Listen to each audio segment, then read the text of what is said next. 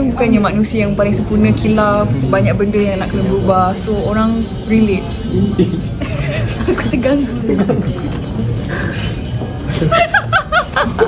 Kita tengok siapa yang tak hafal lirik. I hafal tau. I nak pergi konsert Intim. Oh ya ke? I suka. Dah ready? Dah sewa answer? Avanza. Yang penting Avanza. Yang penting ataupun naik skuter. Oh, Syazza memang dengar lagu-lagu. I dengar. Dengar. Dengan cerita Syazza buat opening act untuk Boleh kalau panggil. Sejak bila memang kita membesar pun kat Raihan, Rabbani, Intim. Itu bila orang buat video kat TikTok tu Sean Bell-nya. teringat lah. Teringat. So macam appreciate sangat. So boleh kata semua lagu tu Syazza boleh sing along. Tak semua lah, semua. Tapi kebanyakan paling famous is Kasih Kekasih lah. Kasih Kekasih. Itulah paling famous.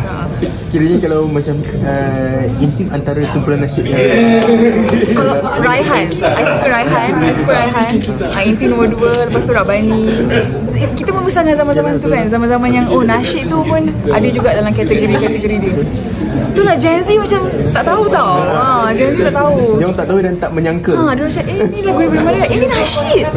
Ada yang tak tahu pun genre nasyid tu apa. Ada. Ada, serius ada I jumpa. Dia macam saya tahu lah. ke? Awak Gen Z? Saya dia sekolah Sekolah agama. nasyid. Oh ya ke? Tak serius ada kawan I macam nasyid tu apa? Tapi